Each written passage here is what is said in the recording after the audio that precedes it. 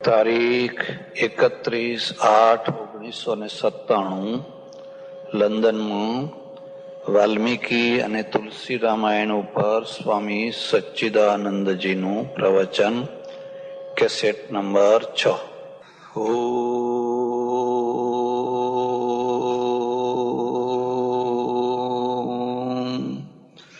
નમઃ શાંતાય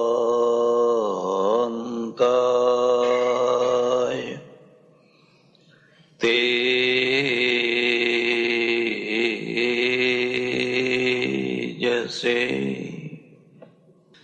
સજ્જનો અને બહેનો, મહર્ષિ વાલ્મીકી વિરચિત રામાયણ અને સંત શિરોમણી તુલસીદાસજી મહારાજ વિરચિત રામચરિત માનસ, આ બંને મહાન ગ્રંથોની તુલનાત્મક સમીક્ષા કરતું જે પ્રવચન કરવાનો પ્રયત્ન થઈ રહ્યો છે, એ પ્રવચનમાં આપણે અહલ્યાના પ્રસંગે પહોંચ્યા છીએ. અહલ્યાના પ્રસંગને કઈ રીતે જોવો, અને એ રીતને જો જોવાનો પ્રયત્ન કરવો હોય તો મારી સમજ પ્રમાણે પાપ અને પુણ્ય એની નિશ્ચિત વ્યાખ્યા થવી જોઈએ. પાપ કોને કહેવાય, પુણ્ય કોને કહેવાય? જેમ ઈશ્વરની અસ્પષ્ટતા છે અને સાધક સાધનામાં ગૂંચવાય છે, એમ પાપની અને પુણ્યની જો અસ્પષ્ટતા હોય તો એમાં આખું જીવન ગૂંચવાયા કરતું હોય છે. એટલે જો આ વાતને સમજવી હોય તો થોડું જોખમ ખેડીને હું તમને 3 વાતો કહેવા માંગુ છું. એક ધાર્મિક પાપ હોય, એક સાંપ્રદાયિક પાપ હોય, એક સાંસ્કૃતિક પાપ હોય. જેવી રીતે ધાર્મિક પાપ હોય એવી જ રીતે ધાર્મિક પુણ્ય પણ હોય, એવી રીતે સાંપ્રદાયિક પુણ્ય પણ હોય, અને એવી રીતે સાંસ્કૃતિક પુણ્ય પણ હોય. ધર્મનો અર્થ થાય છે ઈશ્વર પ્રેરિત વ્યવસ્થા, જેને આપણે સનાતન ધર્મ કહીએ છીએ. ઈશ્વરે તમારા માટેની એક આખી જીવન વ્યવસ્થાનું નિર્માણ કર્યું છે. માત્ર આપણા માટે જ નહીં, કીડી મકોડી પશુ પક્ષી જીવ જંતુ માત્ર માટે. સૌથી વધુમાં વધુ ધાર્મિક મનુષ્યતર પ્રાણીઓ છે, કારણ કે કદી પાપ કરતા નથી. તમે કોઈ હરણને, કોઈ ગાયને, કોઈ ભેંસને, કોઈ બળદને, કોઈ કૂતરાને એવું કહેતા સાંભળ્યું કે આ બહુ મહાપાપી છે? જરા વિચાર કરો, આ ગાય બહુ પાપી છે. કોઈ વાર તો વિચાર કરો, ભાઈ આ કાગડો બહુ પાપી છે. પાપ અને પુણ્ય માણસોના ક્ષેત્રમાં જ છે. એક ભેંત ગરોળી છે, દિવાલ ઉપર હોય છે ને, એ જયારે જીવડા ખાય છે ત્યારે કુદરતી વ્યવસ્થા પ્રમાણે જીવન જીવે છે. તમે કરોડ પ્રયત્ન કરીને પણ એને દાળ ભાત ખાતી નહીં કરી શકો. ઈચ્છા થાય તો 50 ગરોળીઓ પાડી જુઓ અને એને દાળ ભાત ખવડાવો, તમે એને દાળ ભાત ખાતી નહીં કરી શકો. એ એક કુદરતી વ્યવસ્થા પ્રમાણે જીવન જીવે છે. અને એટલે, અને ફરીથી કહું છું, અને એટલે એમને ભાગવત સંભળાવવાની કોઈ જરૂર. કળિયુગ આવ્યો, કળિયુગ આવ્યો, કળિયુગ આવ્યો એમ આપણે કહીએ છીએ. માણસો બગડી ગયા. કૂતરા બગડ્યા છે, કાગડા બગડ્યા છે, કબૂતર બગડ્યા છે, માત્ર માણસો જ બગડ્યા છે ને, બાકી તો એમ તો લોકો કહેતા નથી કે ઓહો હો હળહળ તો કર્યું ગાયો. તમે જુઓ ના, કાગડા બગડી ગયા બધા, પોપટ બગડી ગયા, મોર બગડી ગયા, વાઘ બગડી ગયા. એમને કોઈને ભાગવત સંભળાવવાની કશી જરૂર નથી. જરૂર માત્ર માણસને છે. એનું કારણ જાણો છો? એનું કારણ એ છે કે માણસ માત્ર ધાર્મિક જીવન નથી જીવતો, એ સાંપ્રદાયિક અને સાંસ્કૃતિક બે એના ઉપર વધારાના જીવન છે. પશુ પક્ષીઓ છે, એને સંસ્કૃતિ નથી હોતી, એને કલ્ચર નથી હોતું.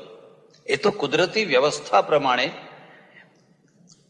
જેને સનાતન ધર્મ ધાર્મિક જીવન કહીએ, એ ધાર્મિક જીવન જીવે છે. મારે તમને થોડો ભેદ કરવો પડશે. એટલે ધાર્મિક જે પાપ છે એનો અર્થ છે ઈશ્વરીય દૃષ્ટિએ પાપ. ઈશ્વરીય દૃષ્ટિએ પાપ, ઈશ્વરની નજરમાં તમે પાપી. ઈશ્વરની નજરમાં શું પાપ છે? એટલે હમણાં ત્યાં વ્યાસજી એની બહુ સુંદર સ્પષ્ટતા કરી છે. અષ્ટાદશ પુરાણેષુ વ્યાસસ્ય વચનદ્વયમ પરોપકારાય પુણ્યાય પાપાય પરપીડનમ. હે ભાઈ, 18 પુરાણોમાં વ્યાસના ગ્રહણ કરવા જેવા બે વચનો છે. જો તમારે પુણ્ય કરવું હોય તો પરોપકારાય પુણ્યાય, કોઈનું ભલું કરો, કોઈને સુખી કરો, કોઈને રાજી કરો, બસ એ પુણ્ય છે. પાપાય પરપીડનમ, અને જો પાપ કરવું હોય તો બીજાને પીડા આપો, બીજાને રીબાવો, બીજાને દુઃખી કરો. આની વ્યાખ્યા છે, પણ અત્યારે ચર્ચા નહીં કરો. પણ જ્યારે તમે સાંપ્રદાયિક ક્ષેત્રમાં આવો છો ત્યારે પાપ અને પુણ્યની વ્યાખ્યા બદલાઈ જાય છે. માનો કે તમે ડુંગળી ખાધી, તમે લસણ ખાધું, તો એક સંપ્રદાયના પ્રમાણે તો પાપ કર્યું તમે. અરે તમે ડુંગળી ખાઓ છો, તમે લસણ ખાઓ છો. લોકો એમ કરે. તમને ખોટું લાગે તો માફ કરજો, અમે અમારા આશ્રમમાં ખુલ્લી રીતે ડુંગળી લસણ ખાઈએ છીએ. અને હું જ્યાં જઉં છું ત્યાં લોકોને કહું છું કે જેટલું બને એટલું ડુંગળી ને લસણ ખાજો તમે. તમને ના ગમે તો તમારી વાત, મારે કઈ, હું તમને રાજી કરવા નથી આવ્યો. નહીં તો હું તમને ગમે એવી જ વાત કરો. કેમ? મારા ગુરુ પંજાબમાં અને હું ગુજરાતનો. આ ડુંગળી લસણ ખાવાનો બહુ અભ્યાસ નહીં, બચપણના સંસ્કાર. હવે પંજાબમાં તો એટલી ડુંગળી લસણ ખવાય, એટલું ડુંગળી લસણ ખવાય, દાળમાં, શાકમાં, વઘારમાં. મેં કહ્યું મારાથી આ નહીં ખવાય. તો ગુરુજીએ વ્યવસ્થા કરી ગઈ, इसके लिए આમ જુદું કરવું. તો હું જોઉં તો રોટલીમાંથી ડુંગળી નીકળે. તો જે કચરીને રોટલીમાં નાખે તો રોટલીમાંથી નીકળે. હવે કરવું શું? પછી મારા ગુરુજીએ મને એક વાર કહ્યું, દેખ સચ્ચિદાનંદ, प्याज नहीं खानी हो तो नहीं खाना, लेकिन कभी लोगों को मत छोड़ाना. कभी लोगों ने तू छोड़ावीश नहीं. आप हमारा गुरुजी रोज डूंगरी लहसुन खाए. गांधीजी खाता, मोरारजी खाता. खबर नहीं એ કેટલા વિકારી હતા, કેટલા નિર્વિકારી હતા, કેટલા તમોગુણી હતા, કેટલા સત્વગુણી હતા. એ તો કોઈ માપનારા હોય તો માપી શકે. મેં કહ્યું કેમ? મને કે આ હિન્દુ પ્રજા માંસાહારી તો છે નહીં. હવે જો એ ડુંગળી નહીં ખાય, લસણ નહીં ખાય તો એ ખાશે શું? એ ખાશે શું? પછી તમે બધા ભેગા થઈને ડુંગળી ના ખાઓ, લસણ ના ખાઓ, ડુંગળી ના ખાઓ, લસણ ના ખાઓ. આ તો મરેલી પ્રજાને વધારે મારો છો. ધર્મના નામે નહીં, સંપ્રદાયના નામે. વાતે સાચી છે. આ પંજાબમાં જોયું તો હટ્ટું કટ્ટું શરીર, આવડી મોટી લસ્સી, પેલો ગ્લાસ અને કદાવર શરીર. ગુજરાતની પ્રજા પણ પંજાબથી આવેલી છે, ખાસ કરીને પટેલો છે. એ તો પંજાબના જાટ છે, પંજાબના જાટો છે. આગળ ખસતા ખસતા ગુજરાતમાં આવ્યા. હવે પેલા છે ને એ મોટા કદાવર શરીર વાળા થઈ ગયા, ને આ અહીં આવીને નાના થઈ ગયા. કેમ નાના થઈ ગયા? ખોરાકની કેલરી બદલાઈ ગઈ. કાઠિયાવાડના સિંહ નાના થઈ ગયા અને આફ્રિકાના સિંહ મૂળમાં બે એક જ હતા. હજારો લાખો વર્ષ પહેલા મૈસૂરના હાથી, ગુજરાતમાં હાથી હતા. પેલી જગ્યાએ કેલરી બહુ મળી એટલે આફ્રિકાનો હાથી મોટો, આફ્રિકાનો સિંહ મોટો, અને આપણું બધું નાનું નાનું થઈ ગયું. એમ પંજાબનો માણસ મોટો અને ગુજરાતમાં આવતા આવતા આવતા આવતા તો હું તો ઘણીવાર ગુજરાતમાં અમારા ઓળખીતા ડોક્ટરો હોય ને એમને કહું કે લ્યા, અહીંયા આપણે એક્સરે નું મશીન રાખવાની જરૂર જ નથી. આટલું કોક ડગલું ઊંચું કરો એટલે બધો એક્સરે તૈયાર જ છે. તમારે જે જોવું હોય એ જોઈ લો ને. આ તો અમારી કૃપાથી આ એક્સરે તૈયાર થયો છે. આ ના ખવાય, આ ના ખવાય, આ ના ખવાય, આ ના ખવાય. અને માણસની ધાર્મિકતા એ શું ખાય છે, શું નથી ખાતો એના દ્વારા નક્કી થાય છે. ક્યારે ખાય છે, કેટલું ખાય છે, એક ટાઈમ ખાય છે, 2 ટાઈમ ખાય છે કે નથી ખાતો. એટલે મારા ગુરુજી મને કહ્યું, જો તારે ના ખાવું હોય તો તું ના ખાજે, પણ કદી લોકોને આ તો છોડાવીશ નહીં. આ તો લોકોની કસ્તુરી છે. અને પછી મેં આયુર્વેદમાં જોયું તો ઓહો, ગુણ કઈ ગુણ. મારા ઓળખીતા 2-4 સાધુઓ મને કે બીજું બધું તો ઠીક. એક ડોશીમાએ મને વાત કરી, મને કે મહારાજ તમને ખબર નથી. મેં કહ્યું માજી તમે કહો. કે આ ડુંગળી છે ને એ ભગવાનના થાળમાં ધરાવેલી પહેલા, પણ એ રડી ગઈ. એમ રડીને આગળ ગઈ ને એટલે ભગવાને શ્રાપ આપી દીધો, જા હવે તું દુર્ગંધ મારતી થઈ જઈશ. તો વાત તો સાચી માજી. બિચારી ડુંગળી રડી, પણ જો લાડવો રડ્યો હોત તો ભગવાન કે પાછો આય, પાછો આય, પાછો આય. ક્યાં જાય છે? પાછો આય. ડુંગળી એટલે ભગવાને શ્રાપ આપી દીધો. અને લાડવો રડ્યો હોત તો મેં કહું માજી એટલું તો નક્કી નહીં કે રડી એના પહેલા થાળમાં ધરાતી હતી, એ વાત તો નક્કી થઈ. એ તો એને રડી એટલે પછી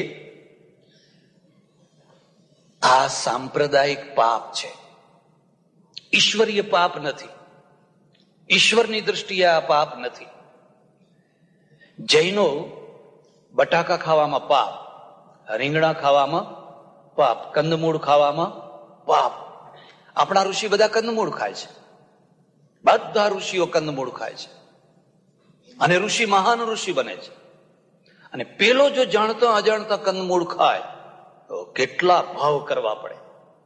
મને યાદ છે કે હું જયારે 10-12 વર્ષનો હતો, અમારે નજીકમાં જ ઉપાશ્રય, કોઈ વાર કોઈ મુનિઓ આવે તો હું પણ જતો. એટલે પ્રવચન સાંભળવા આવું છું, પણ કંઈક વહેંચે ને પેલો પ્રસાદ બરસાદ. આમાં શરૂઆત તો પ્રસાદિયા ભગત થી જ બધાની થાય છે.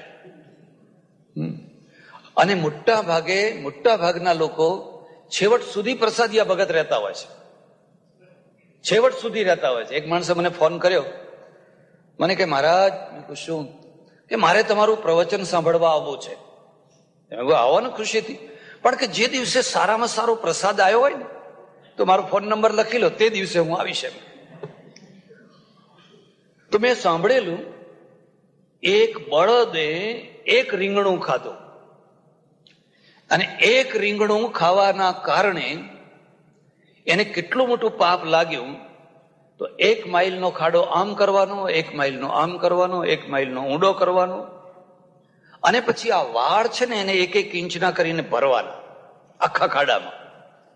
અને આખા ખાડામાં ભરાયા પછી એ વાળને ગણો ને જેટલા એ વાળ થાય એટલા ભાવ તમારે કરવા પડે. ઓહો, 1 રીંગણામાં આટલા ભાવ! તો અહીં તો જિંદગીમાં બધા રીંગણા જ રીંગણા ખાધા છે, હવે કેટલા ભાવ કરવા પડશે. આ ઈશ્વરીય પાપ નથી, આ સાંપ્રદાયિક પાપ છે. હવે એ બટાકામાં પાપ માને છે ને વૈષ્ણવ તો બટાકાનું ફળાહાર કરે છે. ભગવાનને બટાકાની બધી વાનગીઓ બનાવીને ભગવાનને ધરાવે છે ને પોતે પણ ફલાહાર કરે છે, પણ એ પાપ લાગે છે ને અહીંયા પાપ લાગતું. આ ઈશ્વરીય પાપ નથી, આ સાંપ્રદાયિક પાપ છે. એવી જ રીતે એક મુસલમાન છે, જો એ ડુક્કરનું માંસ ખાય, સુવરનું માંસ ખાય, તો એને પાપ લાગે. હલાલ કર્યા વિનાનું ખાય તો પાપ લાગે. પણ આ ક્રિશ્ચનો છે એ ગમે એટલા ડુક્કર ખાય એને કઈ પાપ લાગે? એને કઈ પાપ ના લાગે. કેમ? આ સાંપ્રદાયિક વ્યવસ્થા છે, આ ઈશ્વરીય વ્યવસ્થા નથી, આ સાંપ્રદાયિક વ્યવસ્થા છે. એટલે જ્યારે પણ તમે પાપ અને પુણ્યનો નિશ્ચય કરવા બેસો તો આ ત્રણ ભેદ કરજો. ઈશ્વરની દ્રષ્ટિએ શું, સંપ્રદાયની દ્રષ્ટિએ શું. હવે કેટલાક સંપ્રદાયોમાં એવું છે કે આ અહલ્યા જેવી કોઈ સ્ત્રીએ આવું નાનું મોટું પાપ કર્યું હોય, પથ્થરે મારે એને, આખું ગામ ભેગું થાય અને ત્યાં સુધી એને પથરા મારે જ્યાં સુધી એ મરી ના જાય ત્યાં સુધી પથરા મારે, લોહી લુહાણ કરી નાખે. અને પથરા મારનારને પુણ્ય થાય, પથરા મારનારને પાછું પુણ્ય થાય. અને મોટા ભાગે પથરા મારનારા એના કરતા સવાયા હોય,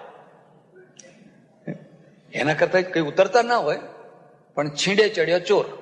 જો તમે છીંડે ના ચડો તો વાંધો. આ સાંપ્રદાયિક વ્યવસ્થા છે. અને સાંપ્રદાયિક વ્યવસ્થા છે એ ઈશ્વરીય વ્યવસ્થા નથી. ઈશ્વરીય વ્યવસ્થા અલગ છે. એક ધર્મમાં છે એ દારૂ પીવો તો મહાપાપ લાગે. માનો કે ઇસ્લામ, આપણે હવે ક્રિશ્ચિયનોને ના લાગે. બપ્તિસ્મા લે તો બપ્તિસ્મામાં જ એનો ઉપયોગ થાય, એને ના લાગે. આપણે હિન્દુઓ નાવામાં પુણ્ય માનીએ ને. આખી દુનિયામાં આપણે જ એક છીએ જે નાવામાં પુણ્ય માનીએ છીએ. બાકી બધા નાય ખરા, પણ કઈ પુણ્ય માટે નાય. અને નાવામાં પુણ્ય માનીએ એનું પરિણામ આવ્યું કે એક કે નદી આપણી ચોખ્ખી નહીં, એક કે નદી આપણી ચોખ્ખી નહીં. નાવાની તો વાત જવા દો, એને અડવાનું પણ મન ના થાય. અને છતાં લોકો તન્મય થઈને નાતા હોય. જયારે બીજો છેડો જુઓ, જૈનો, ખાસ કરીને જૈનોના સાધુઓ નાવામાં પાપ માને. એ તો નાય જ નહીં કોઈ દિવસ, અને નાય તો એને પાપ લાગે. કેટલા જંતુઓ. હવે એકને પુણ્ય છે અને બીજાને પાપ છે. પણ આ જે પુણ્ય અને પાપની વ્યાખ્યા છે ઈશ્વરીય વ્યાખ્યા નથી, આ સાંપ્રદાયિક વ્યાખ્યા છે. પોતપોતાના સંપ્રદાયોની વ્યાખ્યા છે. એટલે જેમ સાંપ્રદાયિક પુણ્ય છે ને સાંપ્રદાયિક પાપ છે. હવે સાંપ્રદાયિક પુણ્ય શું છે? માનો કે તમે નિશ્ચિત પ્રકારનું તિલક કરો, આડું ઊભું જે કંઈ કરો, રોજ તમને પુણ્ય મળે છે. એટલે તો અમારે ત્યાં કથા છે ને કે એક મહાપાપી છે, એક ઝાડ નીચે સૂઈ ગયેલો, પછી સૂતો સૂતો જ મરી ગયો. હવે મરી ગયો ને એના ઉપર જ કાગડો બેઠેલો, અને કાગડે વિષ્ઠા કરી, એ પડી એના કપાળમાં, અને એનું તિલક થઈ ગયું. બાય ચાન્સ થઈ જાય ને, અકસ્માત થઈ જાય ને, તિલક થઈ ગયું. પેલા મહાપાપીને લેવા માટે યમરાજના દૂત આવ્યા, અને તો નરકમાં નાખવો પડશે, મહાપાપી છે. એટલામાં તો વિષ્ણુના દૂત આવ્યા, એ આગા ખસો, આગા ખસો, કેમ? અમારે વૈકુંઠ લઈ જવો છે. પણ તમે એનો ચોપડો જોયો, એને તો કેટલા પાપ કર્યા છે. એ બધું ખરું, પણ એના કપાળમાં તિલક છે. એના કપાળમાં તમે જુઓ ને, એના કપાળમાં તિલક છે. તો પેલા યમના દૂતો જોત જોતા રહી ગયા, અને વિષ્ણુના દૂતો એને વૈકુંઠમાં લઈ ગયા. હવે આ જે અકસ્માત જે તિલક જેવું થઈ ગયું, એમાંય એને વૈકુંઠ મળી ગયું. એ ઈશ્વરીય વ્યાખ્યા નથી, એ ધાર્મિક વ્યાખ્યા નથી, એ સાંપ્રદાયિક વ્યાખ્યા છે. એવું બતાવવા માટે ભાઈઓ, તમે પણ રોજ તિલક કરજો. ખબર નહીં ક્યારે યમરાજના દૂતો આવે, અને તમને ગેરંટી છે કે જો કાગડાની વિષ્ઠાથી પણ જો વૈકુંઠ મળતું હોય તો તમે રીતસરનું ચંદનનું તિલક કરશો તો તમારા વૈકુંઠમાં કઈ વાંધો આવશે. આ સાંપ્રદાયિક વ્યવસ્થા છે. તમે આચમન લો, તમે ચરણામૃત લો, તમે ફલાણું લો, અને એમાં તમને પુણ્ય થાય, નાવાથી પુણ્ય થાય, ફલાણું થાય. એ ઈશ્વરીય વ્યવસ્થા નથી, આ સાંપ્રદાયિક વ્યવસ્થા છે. એવી જ રીતે એક ત્રીજી વ્યવસ્થા છે, અને ત્રીજી વ્યવસ્થાનું નામ છે સાંસ્કૃતિક વ્યવસ્થા. સંપ્રદાય અને સંસ્કૃતિ અલગ વસ્તુ છે. અને સંસ્કૃતિનો અર્થ થાય છે જેમાંથી વ્યક્તિને, સમાજને, પ્રજાને સોશિયલ મૂલ્યો પ્રાપ્ત થાય એનું નામ સંસ્કૃતિ. સોશિયલ મૂલ્યો એટલે માણસ કિંમતી દેખાય, અને એ ના હોય તો એ કિંમત વિનાનો થઈ જાય. દાખલા તરીકે માનો આજથી 50 વર્ષ પહેલા સૌરાષ્ટ્રમાં અને ગુજરાતમાં પણ કોઈ સ્ત્રી જો ઘૂંઘટો ના તાણતી હોય તો એનું મૂલ્ય રહે? હવે તો વાંધો નહીં, હજુ સૌરાષ્ટ્રમાં તો હજુ એને મર્યાદા કહે છે, મલાજો કહે છે. હવે ઘૂંઘટો તાણવાથી જે મૂલ્ય મળ્યું અને ઘૂંઘટો ના તાણવાથી જે મૂલ્ય ગયું એ સોશિયલ મૂલ્ય છે, એ સંસ્કૃતિ છે. અને સંસ્કૃતિ હંમેશા પરિવર્તનશીલ હોય, ધર્મ પરિવર્તનશીલ ના હોય. સંપ્રદાયો ઉત્પન્ન થાય ને વિલીન થાય, સંપ્રદાયો ઉત્પન્ન થાય ને વિલીન થાય. કોઈને 100 વર્ષ, કોઈને 200 વર્ષ, કોઈને 500 વર્ષ, એમ સંપ્રદાયો ઉત્પન્ન થાય ને વિલીન થાય. પણ ધર્મ ઉત્પન્ન ના થાય અને ધર્મ વિલીન ના થાય. પણ સંસ્કૃતિઓ પરિવર્તિત થયા કરે, સંસ્કૃતિઓ બદલાયા કરે. કોલ્હાપુર જવાનું થયું, કચ્છી ભાઈઓનો કાર્યક્રમ, અને બધા ઘણા કચ્છી ભાઈઓ, બહુ સાહસી પ્રજા, બહુ બાહોશ પ્રજા, પટેલો. પછી મેં કહ્યું કે આટલા બધા તમે ભેગા થયા છો, રોજ પુરુષો કઈ ને કઈ બોલો છો, આ બહેનોમાંથી એકને તો બોલવા ઊભી કરો. મને કે એક કે ભણેલી નથી. મેં કહ્યું તપાસ તો કરો. તપાસ કરતા કરતા જોયું તો એક બેન BA ભણેલી નીકળી. મને કે એક બેન BA ભણેલી. મેં કહ્યું એને સ્ટેજ ઉપર લાવો, એને માઇક ઉપર લાવો, એને બોલાવો, એને આગળ આવવા દો. તો પહેલા તો પેલી બેન જ તૈયાર ના થઈ. પછી માંડ લાવ્યા તો એ ઘૂંઘટો તાણીને બોલવા માંડી. આ BA ભણેલી છે અને ઘૂંઘટો તાણીને બોલે છે. મને કે ના, ઘૂંઘટો તો મારે તાણવો જ પડે, અહીં તો બધા કેટલા કેટલા મોટા મોટા માણસો બેઠેલા હોય. એટલે પછી મેં ઘૂંઘટા ઉપર પ્રવચન આપ્યું અને ઘણા લોકોને પછી મેં કહ્યું કે હવે ઘૂંઘટા કાઢી નાખો તમે. ઘણા લોકોએ એ સુધારો સ્વીકાર કર્યો. પણ જેના ઘરમાં ઉતરેલો એ ડોસો 70 વર્ષનો, એને એવું પરાક્રમ ચડ્યું ને, એવું પરાક્રમ ચડ્યું. તો અમે બે ઘરમાં આવ્યા તો ડોશીએ ઘૂંઘટો તાણેલો, એ 70 વર્ષની, એને ઘૂંઘટો તાણેલો. તો એ સીધો જઈને આમ ખેંચવા માંડ્યો. કાઢ ઘૂંઘટો. મહારાજે શું કહ્યું, બાપજીએ શું કહ્યું? હું 70 વર્ષે જો ઘૂંઘટો કાઢતી નથી. એટલે પેલી આમ ખેંચે અને પેલો હવે બહુ જોરદાર ને પેલી બિચારી જોર ઓછું એનું. એટલે મને પછી લડવા માંડી. મને કે આ મહારાજ તમે આ શું કરવા બેઠા છો? અમારો જે મર્યાદા છે, અમારી મર્યાદા, એ મર્યાદાને તમે નષ્ટ કરો છો. અમારી આ જૂની સંસ્કૃતિ છે, એ સંસ્કૃતિનો નાશ કરો છો. હવે એના ઘરમાં આખી દિવાલમાં બધા ફોટા લગાવેલા. આપણા ઘરમાં તો ભગવાનના ફોટાઓ હોય. મેં કહ્યું બહેન માજી, આ એક છેડેથી બીજા છેડે બધા ફોટા તમે જોઈ લો. એમાં લક્ષ્મીનારાયણ છે, રાધા કૃષ્ણ છે, શિવ પાર્વતી છે, બધા જોડકા છે. એમાં કોઈએ ઘૂંઘટો તાણ્યો છે? કોઈ પાર્વતીએ ઘૂંઘટો તાણ્યો છે? કોઈ લક્ષ્મીજીએ, રાધાજીએ, સીતાજીએ કોઈએ ઘૂંઘટો તાણ્યો છે? મને કે ના. તમે કહો આ જૂની સંસ્કૃતિ કે હમણાં આ ઘૂંઘટો તાણો છો એ જૂની સંસ્કૃતિ? અરે મેં કહ્યું આમાં તો કેટલાક એવા અડીને બેઠા છે ને કે આવા તો કોલેજના છોકરા નહીં બેસતા હોય. તમે ફોટામાં જોવો જોઈ જજો. પછી મને કે ખરું, આ તો અમે કોઈ દાડો ધ્યાન જ ના આપ્યું. ફોટા તો રાખ્યા પણ કોઈ દિવસ ફોટા ઉપર ધ્યાન આપ્યું? એમાં પણ મહારાષ્ટ્રના બનેલા જે ફોટા હોય ને, પેલા મહારાષ્ટ્રના બનેલા જ આવતા. એટલે સીતાજી કાછડાવાળી હોય, પાર્વતીએ પાછળ કચ્છ લગાવેલી હોય, પછી યુપી તરફના આવવા માંડ્યા. એ તો માથું ઉગાડું જ હોય એનું. મહારાષ્ટ્રમાં તો ઘૂંઘટો છે જ નહીં. હવે ઘૂંઘટો નથી એટલે એ બધા મર્યાદા વિનાના થઈ ગયા, અને આ ઘૂંઘટા વાળા બધા મર્યાદા વાળા થઈ ગયા. એટલે બીજી વાત યાદ રાખજો, જે મૂંઝવણ ઊભી કરે એનું નામ મર્યાદા ના કહેવાય. તમારી મૂંઝવણ ઊભી કરે, તમને ગુંગળાવે, એનું નામ મર્યાદા ના કહેવાય. મર્યાદાનો અર્થ છે કે જે તમને ગૌરવ અપાવે, જેનાથી તમને ગૌરવ પ્રાપ્ત થાય.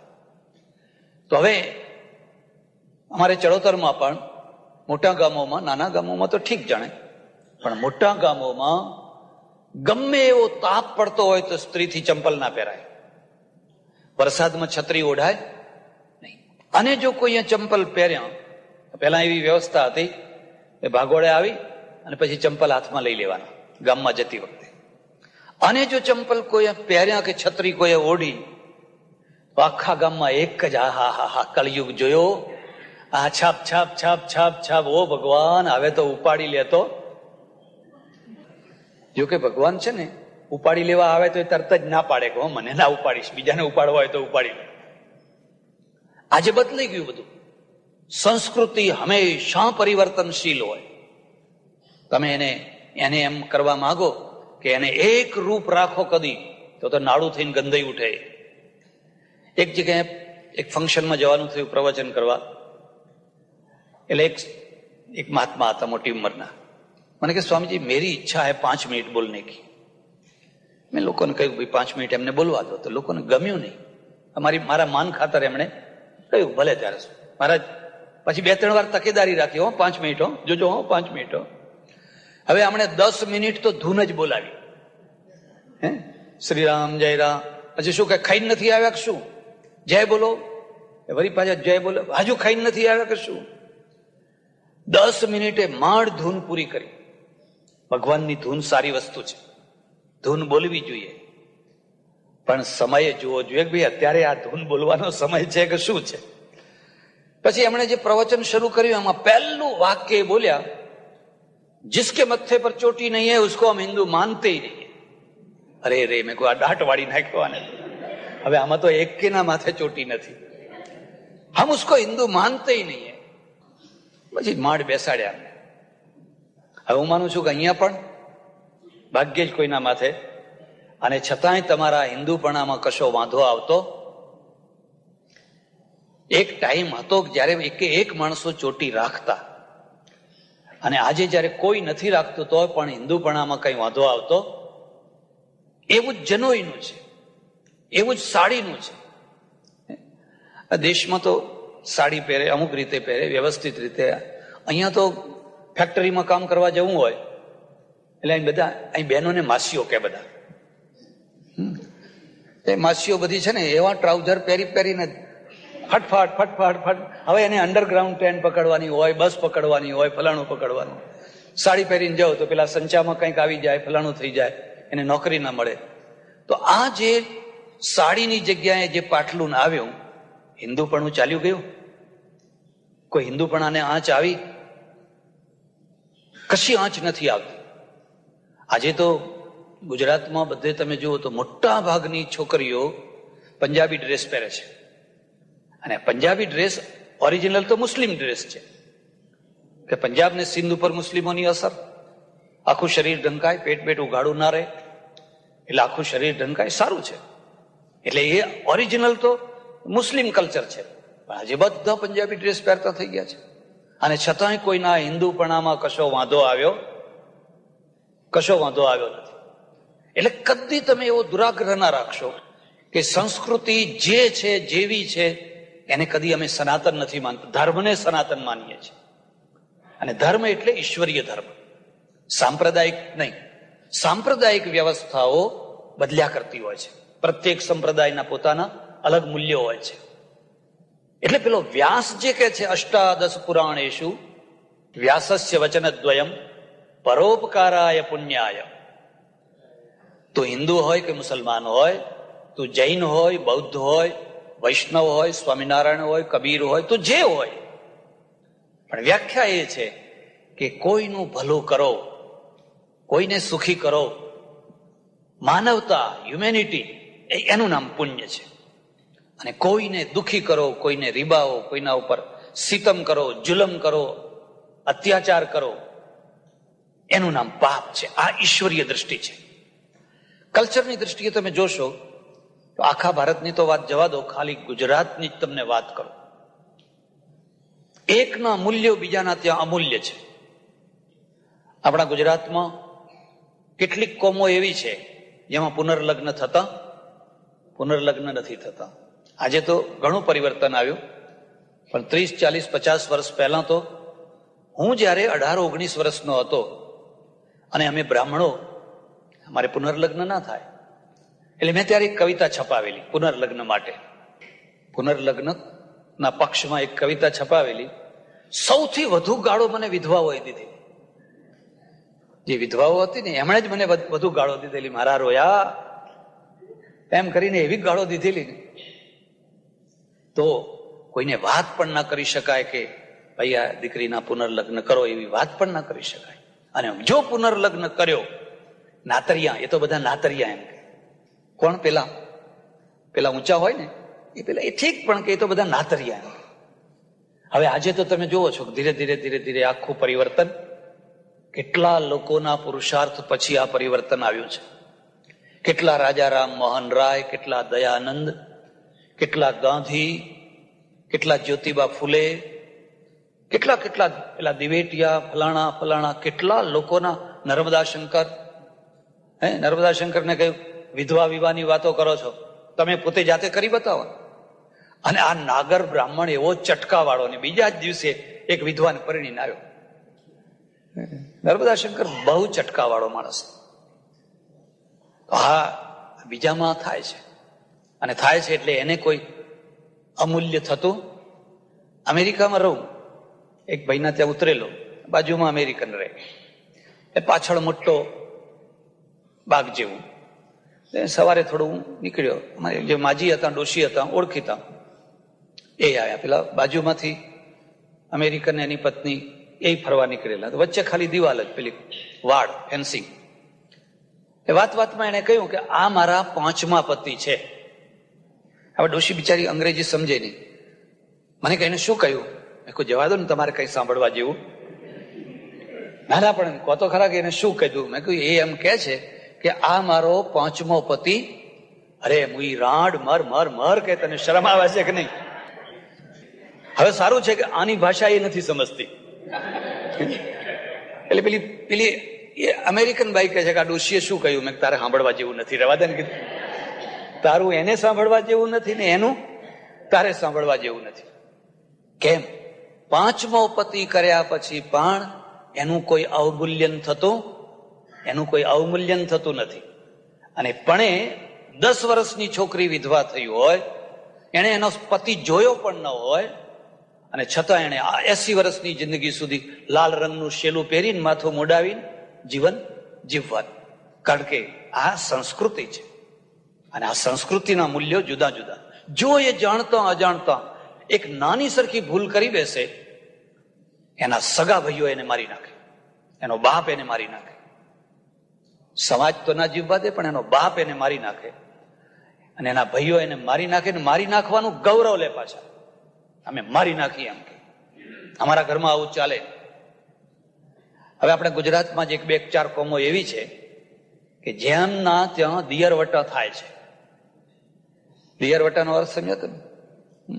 મોટો ભાઈ મરી જાય અને એને ખબર નથી, કોણે એક નોવેલ લખી, ધૂમકેતુ એક કોઈએ લખેલું છે એના ઉપર, આખી એક સ્ટોરી લખી છે. મોટો ભાઈ મરી જાય તો એની વિધવા થયેલી પત્ની આપોઆપ નાના ભાઈના ઘરમાં જાય, અને નાનો ભાઈ પરણેલો હોય તોય જાય. કેટલાક કિસ્સાઓમાં તો એવું બને કે નાનો ભાઈ છે એ કેડે તેડે એવો હોય, એને કેડે તેડવો પડે એટલો નાનો હોય, તોય પણ પેલી એને પતિ તરીકે માને અને એ રીતે વ્યવહાર બધો કરે. તો આ શું છે? આ સંસ્કૃતિ છે. અને એમ કરવામાં એને કોઈ પાપ કે દોષ લાગતો પણ બીજાને લાગે છે. આ સાંસ્કૃતિક પાપ થયું. એટલે સંસ્કૃતિ બદલાય. હજુ તમને કહેવા બેસું તો એનો પાર ના આવે. તમે કેરાલામાં જાઓ તો કેરાલામાં જે નાયર કોમ્યુનિટી છે અને નંબુદ્રીપાદ બ્રાહ્મણો છે, શંકરાચાર્ય નંબુદ્રીપાદ બ્રાહ્મણ હતા. એટલે નંબુદ્રીપાદ બ્રાહ્મણનો પહેલો જે છોકરો હોય એ જ બ્રાહ્મણીને પરણે, અને બાકીના બધા છે એ નાયરોને. નાયર ક્ષત્રિય જેવી કોમ છે. અને પરણે એટલે શું? પછી પરણીને પેલી સ્ત્રીના ઘેર જવાનું, એને ઘેર નહીં લાવવાની. એ પુરુષ છે ને, એ પુરુષ એના ઘરમાં રહેવા જાય. કઈ ત્યાં કોઈને કોઈ મૂલ્ય ઓછું નથી થતું, કોઈ દોષ નથી લાગતો, કારણ કે સાંસ્કૃતિક મૂલ્યો આવી રીતે ગોઠવાયા. હિમાલયમાં જોન્સાર બાબર છે. કોઈ વાર તમે હિન્દુસ્તાન આવો તો જજો. જોન્સાર બાબર ભારતનો છેલ્લો જિલ્લો છે. તમે ત્યાં જાઓ તો મોટો ભાઈ જ પરણે, એક જ પત્ની, બાકી ભાઈઓ બધા ભાઈઓની ભેગી પત્ની. 2, 3, 4 ભાઈઓ હોય, એ પણ કહે કે ભાઈ અમે શું કરીએ, અમે તો પાંડવોના વંશજ છીએ, અમે તો પાંડવોના વંશજ છીએ. તો હવે એક જ ભાઈ પરણે અને બાકીના બધા ભાઈઓ આપોઆપ એની પત્નીને પત્ની માની લે, કશો વાંધો નથી આવતો. કોઈ છોકરાને કોઈ કે આ પાપી છોકરું છે, પાપથી થયું છે, ફલાણું થયું છે. સમાજ સંસ્કૃતિના દ્વારા એક મૂલ્ય નક્કી કરતો હોય છે, અને એ મૂલ્યો આખી દુનિયાના બધા સમાજના એક સરખા હોતા. એટલે 3 પાપોને યાદ રાખજો. એક સાંસ્કૃતિક પાપ છે, એક સાંપ્રદાયિક પાપ છે, અને એક ધાર્મિક પાપ છે. સૂફીઓ, સંતો ઈશ્વરીય પાપ અને ઈશ્વરીય પુણ્ય ઉપર ભાર મૂકે. ઈશ્વરીય પાપ અને ઈશ્વરીય પુણ્ય ઉપર ભાર મૂકે. સાંપ્રદાયિકો એના ઉપર બહુ ભાર ના મૂકે. આ હિન્દુસ્તાનમાં જે દાટ વળ્યો છે ને, એનું મૂળ કારણ આ છે. માનો કે હું છું ને, મારે લાખો અનુયાયી છે. હું કાશીમાં રહું ત્યારે મારે એક મહંત હતા, એમના બિહારમાં ઘણા શિષ્યો. તે મને અનુભવના ખાતર હું એમની સાથે જાઉં તો બધા ઘણા શિષ્યો એમના, મેં જોયું કે બધા શિષ્યો માંસાહારી છે. અને કબીરના શિષ્યો હોય એ માંસાહારી ના હોય. મેં કહ્યું, આપણે રોજ પ્રવચન કરીએ છીએ, તમે રોજ પ્રવચન કરો છો, તો આ લોકોને તમે સમજાવો ને કે ભાઈ તમારે માંસાહાર નહીં કરવાનું, એવું સમજાવો ને. મને કે જો તમે કોઈ દાડા આવું બોલતા નહીં. મેં કહ્યું કેમ એમ? મને કે મારે 5 લાખ ચેલા છે, 5 લાખ ચેલા છે. દર વર્ષે એ 2 રૂપિયા આપે તો મારા મઠને 10 લાખની આવક થાય. આપણે તો એ 10 લાખ સામું જોવાનું, પછી એ શું ખાય છે કે શું નથી ખાતા એના સામું જોવાનું. અમે સાંપ્રદાયિક થઈએ એટલે અમારો ઉપદેશ શું હોય? જો તિલક તો કરવાનું જ, આમ કરવાનું જ, આ પોથી વાંચવાની જ, આમ કરવાનું જ, આટલી પ્રદક્ષિણા કરવાની જ. જે સાંપ્રદાયિક આચારો છે ને, એના ઉપર ભાર મૂકવાનો. પણ અમે કદી લોકોને એવું ના પૂછીએ કે તમે ધડાવાળું ત્રાજવું રાખો છો કે સાચું રાખો છો, તમે બતાવવાનો માલ જુદો અને આપવાનો માલ જુદો રાખો છો કે બે એક જ માલ રાખો છો. એમાં પડવાનું જ નહીં. આપણે તો એ શું મૂકે છે એના તરફ જોવાનું. અને જો એમાં બહુ પડીએ તો આપણી આવક ઉપર અસર થવાની છે. એટલે ભારતમાં ધાર્મિક પ્રચાર બહુ ઓછો છે, સાંપ્રદાયિક પ્રચાર વધારે છે. અને જ્યાં સુધી સાંપ્રદાયિક પ્રચાર વધારે હશે ત્યાં સુધી તમે ધાર્મિકતાનો લાભ નહીં ઉઠાવી શકો. તમે ધાર્મિકતાનો લાભ નહીં ઉઠાવી શકો. મારે જાપાન જવાનું થયું તો જાપાનમાં ઘણા અનુભવ કર્યા. એક અનુભવ એવો કર્યો કે ત્યાં ગિંજા કરીને એક બહુ પ્રસિદ્ધ એરિયા છે, બહુ આપણે જેમ ચોપાટી કે એવું છે એવી રીતે. એમાં હું ફૂટપાથ ઉપર આમ પલાઠી વાળીને બેસી ગયો. 1.5 કલાક બેઠો. કોઈએ મારા સામે નજર ના નાખી કે પૂછ્યું નહીં કે ભાઈ તું કેમ બેઠો છે. અરે મેં કહ્યું, હું જો આવી રીતે ભારતમાં બેઠો હોત તો ટોળા ઉભા થઈ ગયા હોત, ટોળા ભેગા થઈ ગયા હોત. તો અહીંયા કોઈ નવરું નથી, કોઈને ફુરસત નથી. બધા દોડ દોડ દોડ દોડ, ડ્યુટી ઉપર, કામ ઉપર, ફેક્ટરીમાં, અને છતાં કોઈનું કપડું અડતું નથી, કોઈ ધક્કા મૂકી નથી. આટલા બધા ટોળા જાય છે. પછી બીજો અનુભવ કર્યો. નાના મોટા સ્ટોરોમાં બેસી જવું, કઈ લેવાનું તો હોય નહીં, પણ છતાં ખાલી જોવા માટે. મેં જોયું તો કોઈ સ્ટોરમાં, કોઈ નાની મોટી દુકાનોમાં ક્યાંય કોઈ ભગવાનનું ચિત્ર નહીં, કોઈ દીવો નહીં, કોઈ ધૂપ નહીં.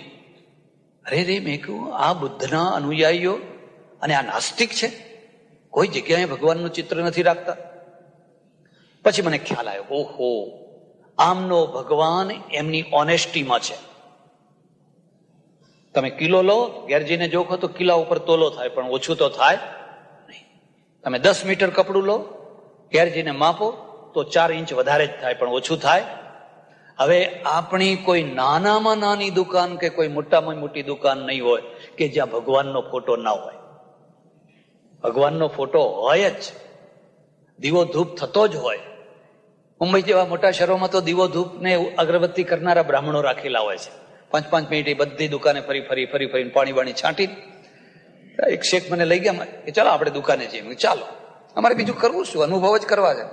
તે ઉબરાને કઈ પગે લાગ્યા, આમ 3 વાર આમ. હું તો જોયા કરું કે કેટલી સરસ એની ભાવના છે. જુઓ, આ રોજી દેવી છે, માતા છે. પછી દુકાન ઉઘાડી, ઊંડી મોટી દુકાન કરિયાણાની. પછી ભગવાનનો ફોટો અને લાલ રંગનું કપડું, પછી દીવો અગરબત્તી આમ કરી, પછી ઠેઠ બધે ફેરવી આવ્યો અગરબત્તી. બધે ફેરવીને પછી પેલો ગલ્લો હતો ને એ ઉઘાડીને એમાં આમ ફેરવી.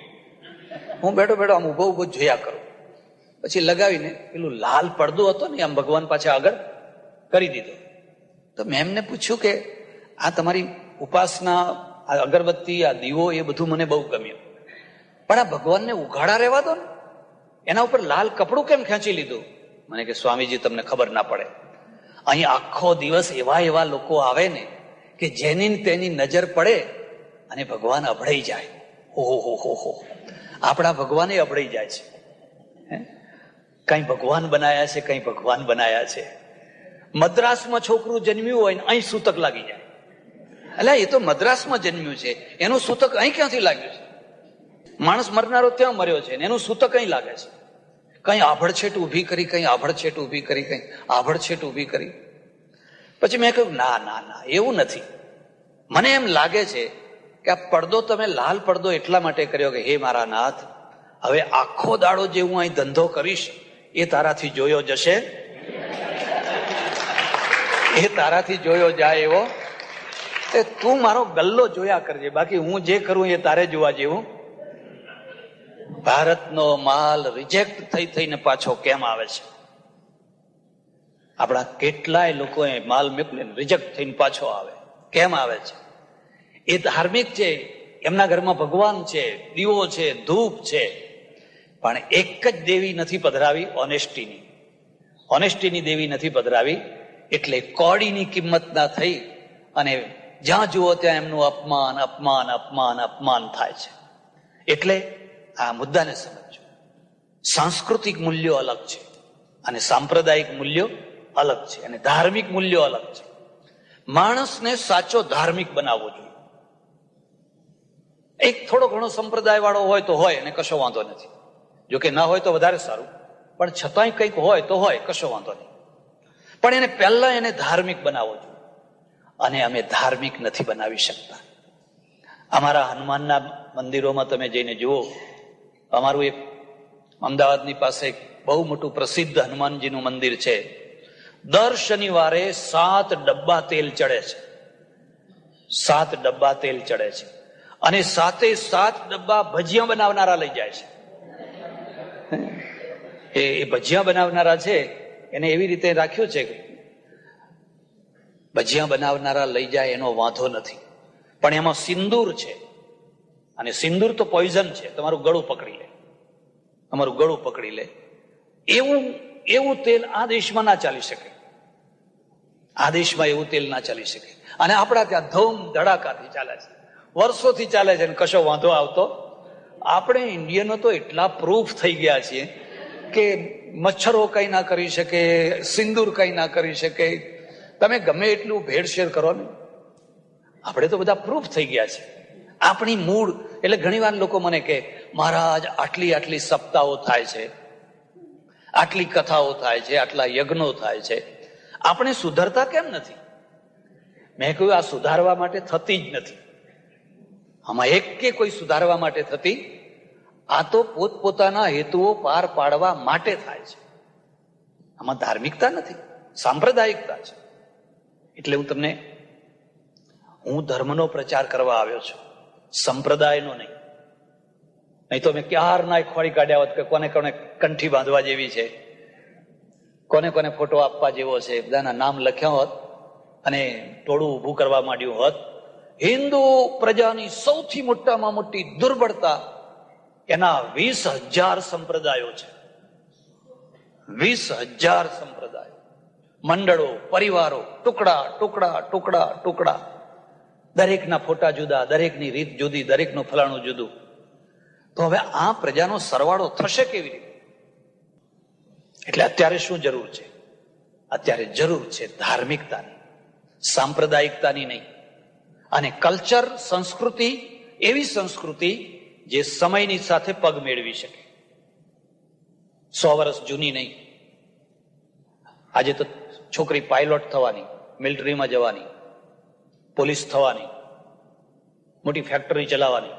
હવે તમે એની પાસે અપેક્ષા રાખો કે વહુબા ઘૂંઘટ તાણી ઘરમાં બેસો અને વહુબાથી તે ઉતાવળા અવાજે બોલાય નહીં, ઓસરીમાં અવાય નહીં, અને પછી તમે મન બાળ્યા.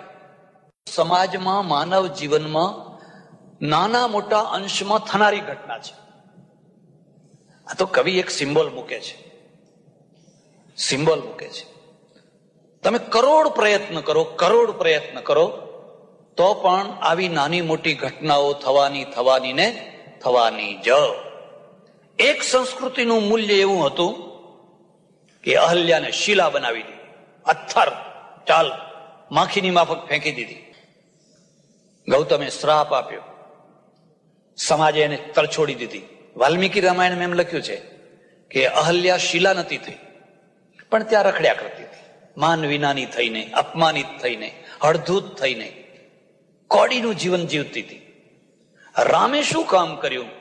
રામે આખી સંસ્કૃતિને નવા મૂલ્યો આપ્યા, આખી સંસ્કૃતિને નવા મૂલ્યો આપ્યા. એમણે કહ્યું જે અહલ્યાની સાથે થયું છે એવું તો કોઈની સાથે પણ થઈ શકે છે, કોઈની સાથે પણ થઈ શકે છે. 2 ગુંડાઓ કે 4 ગુંડાઓ ભેગા થઈને કોઈ સ્ત્રીને, કોઈ છોકરીને ઉપાડી જાય અને દુરાચાર કરે તો એ તો દોષ ગુંડાઓનો છે, એ છોકરીનો શું દોષ છે? હવે એ છોકરીને આખી જિંદગી ભર કોડીનું થઈને જીવન જીવવું પડે તો એ સામાજિક મૂલ્યોનો દોષ છે. એ તો એમાં ગુંડાઓના દોષમાં સમાજનો દોષ છે કે પોતાની સ્ત્રીઓનું રક્ષણ નથી કરી શકતો, પોતાની દીકરીઓનું, પોતાની બહેનોનું રક્ષણ નથી કરી શકતો. તો તમે બાયલો સમાજ છે, પણ એનો આ બધા પેલા ગુંડાઓને કશું નહીં. એ તો ફરી બીજું, ત્રીજું, ચોથું, એમને કશું જ નહીં. ખરું જે પાપ ભોગવવાનું છે એ આ છોકરીને ભોગવવાનું છે. એ નિર્દોષ છે, આ નિર્દોષ હોવા છતાં પણ પેલા ગુંડાઓ તો એક દિવસ દુઃખ દઈને જતા રહ્યા, પણ આ સમાજ એને આખી જિંદગી દુઃખ દેશે. આના લગ્ન નહીં થાય. તરત જ લોકો આ પેલી ને એમ કે આ પેલા ગુંડાઓ ઉપાડી ગયા હતા એ ને, ના હો, આપણા ઘરમાં ના ચાલે, આપણા ઘરમાં ના ચાલે. હવે આ છોકરી આખી જિંદગી જે દુઃખ ભોગવશે એ સામાજિક મૂલ્યોના પાપે ભોગવશે. સામાજિક મૂલ્યો હોવા જ જોઈએ, પણ સામાજિક મૂલ્યોનો અર્થ એવો નથી કે તમે કોઈ નિર્દોષને દોષી બનાવી દો અને દોષી લીલા લહેર કરતો થઈ જાય. એટલે રામે શું પરિવર્તન કર્યું? રામે કહ્યું અહલ્યા નિર્દોષ છે, અને નિર્દોષ છે માટે ગૌતમ તું એનો સ્વીકાર કર. અને ગૌતમે સ્વીકાર કર્યો.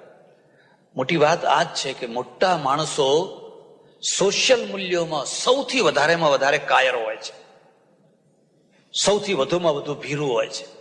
બાકી એ જો હિંમત કરે તો નવા મૂલ્યો સ્થાપિત કરી શકે, પણ એ હંમેશા ફફડતા હોય છે કે ના હો, આપણાથી આવું ના બોલાય, આપણાથી આવું ના બોલાય. અને જે બોલનારો વર્ગ છે એનું વજન નથી હોતું, એનો ભાર નથી હોતો, એનું વજન નથી હોતું.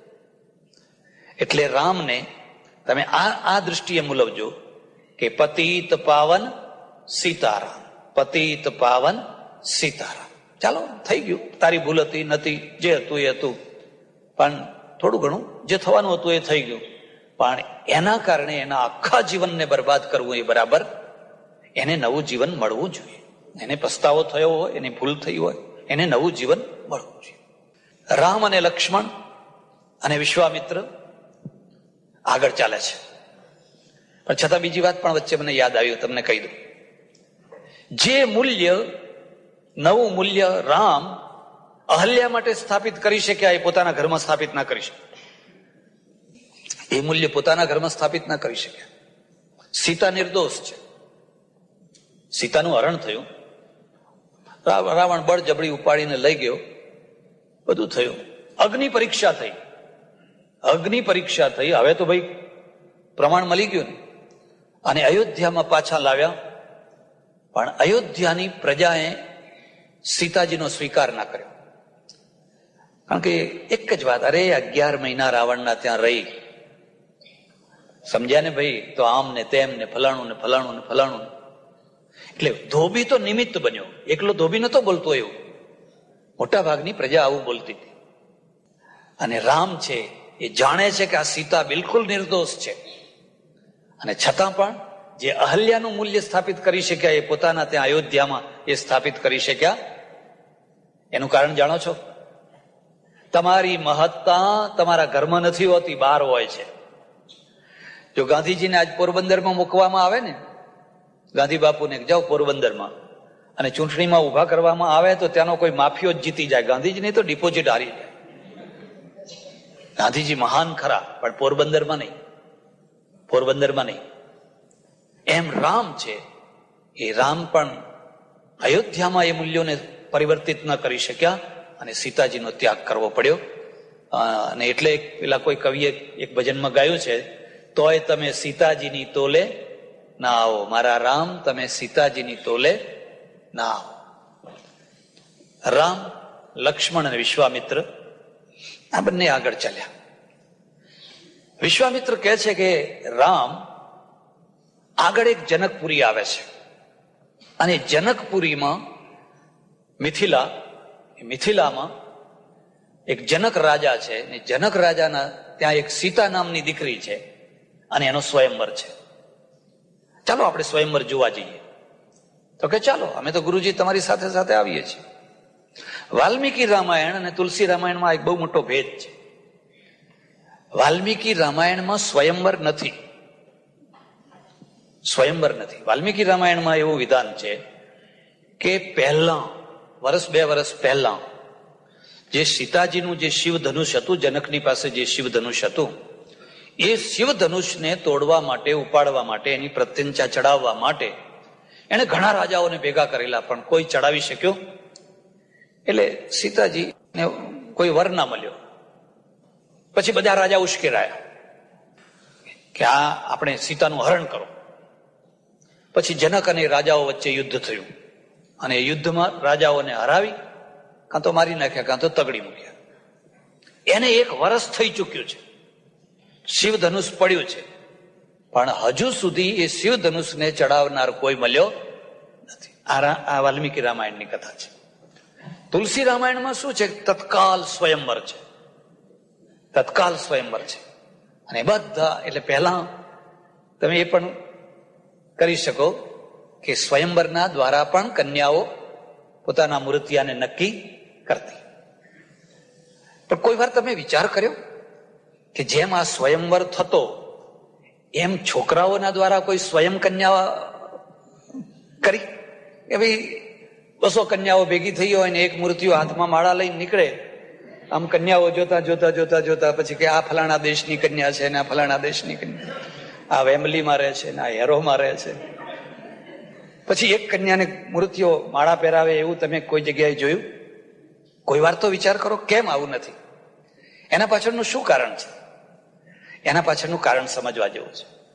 એના પાછળનું કારણ છે કન્યા સમર્પિત જીવન છે. કન્યા સમર્પિત જીવન છે, એને સમર્પિત થવાનું છે. એટલે આખી જે લગ્ન સંસ્થા છે, એ લગ્ન સંસ્થાનો આ પાયો છે. શિષ્ય ગુરુમાં સમર્પિત થાય અને કન્યા એના વરમાં સમર્પિત થાય.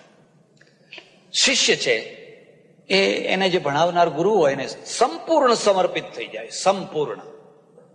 બસ જ્યારે જુઓ ત્યારે હાથ જોડીને આમ ગુરુજીની આજ્ઞા માનવા માટે તૈયાર. પછી શું થાય કે એ શિષ્યનું જે સમર્પણ છે ને, એનું ફળ તૈયાર થાય, ગુરુ પ્રત્યાર્પિત થાય. આ 2 શબ્દો યાદ રાખજો, સમર્પિત અને પ્રત્યાર્પિત. પ્રત્યાર્પિત એટલે શું? ગુરુ એવા રીઝે પોતાની સર્વસ્વ વિદ્યા શિષ્યમાં ઠાલવી દે.